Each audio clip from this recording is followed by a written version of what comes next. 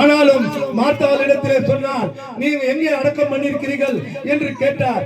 அதற்கு அவர்கள் அந்த கல்லறைக்கு கொண்டு சென்றார்கள். ஆண்டவராக இயேசு கிறிஸ்துவும் அநேக ஜனங்களும் அவரோடு சென்றார்கள். ஆனால் அங்கு செல்கிற போது அந்த இடத்திலே அவன் வைக்கப்பட்டிருந்த இடத்திலே கல் வைக்கப்பட்டிருந்தது, அவன் மூடப்பட்டிருந்தது. ஆனால் ஆண்டவராக இயேசு கிறிஸ்து அந்த இடத்திலே அவர்களோடு இருந்தவர்களை கூப்பிட்டு அந்த கல்லை எடுங்கள் என்று சொன்னார்கள். அப்போது அங்க இருந்தவர்கள் எல்லோரும், ஐயா ஆண்டவரே, இந்த கல்லை எடுக்க போயானால் அவன் 4 நாளாச்சு மரித்து ஒரே நாற்று மடிக்குமே என்று அவர்கள் சொன்னார்கள். நீங்கள் கல்லை புரட்டி போடுங்கள் என்று சொன்னார். அப்பொழுது ஆண்டவர் தேவனிடத்திலே அவர் வரத்தை பெற்ற இயேசு கிறிஸ்து அங்கே, லாசரே எழுந்து வா என்று ஒரு குரலுடன் சொன்னார். அப்பொழுது அவனுடைய மரித்திருந்த அந்த லாசர் எழுந்து வந்தான். வந்தது மட்டுமல்ல, அவன் தலை கட்டும், கை கட்டும், கால் கட்டும் எல்லாம் கட்டி அவன் அப்படியே நடந்து வந்தான். வந்தவுடனே ஆண்டவராகிய இயேசு கிறிஸ்து அவர்களிடத்தில் சொன்னார், இந்த கால் கட்டும், கை கட்டும், தலை கட்டும் எல்லாவற்றையும் அவிருங்கள் என்று சொன்னார்.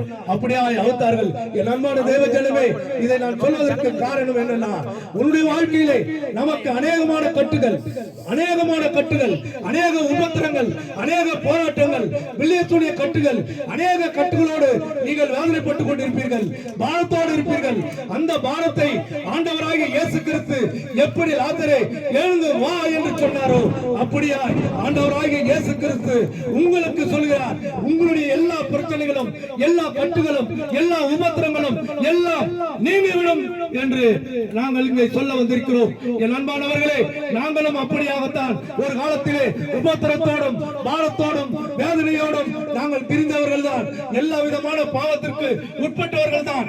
ஆனால் ஆண்டவராகிய இயேசு கிறிஸ்துவை நாங்கள் ஏற்றுக்கொண்டோம், மனம் திரும்பினோம்.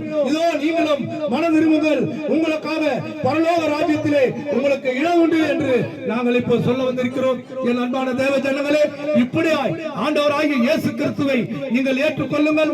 எல்லாவற்றிலும் உங்களுக்கு விடுதலை, சமாதானம், சந்தோஷம் எல்லாவற்றையும் கொடுக்க ஆண்டவராகிய இயேசு கிறிஸ்து வல்லவராக இருக்கிறார். என் அன்பான தேவ ஜனமே, இந்த ஒளிபரப்பில் கேட்டுக்கொண்டிருக்கிற என் அன்பு சகோதரனே, சகோதரியே, நண்பரே, எல்லோருக்காக நாங்கள் சொல்கிறோம், நீங்கள் ஆண்டவராகிய இயேசு கிறிஸ்துவை ஏற்றுக்கொள்ளுங்கள். உங்கள் வாழ்க்கையிலே சந்தோஷம், நிம்மதி எல்லாம் ஏற்படும் என்பதை இந்த நேரத்திலே நாங்கள் உங்களுக்கு சொல்கிறோம்.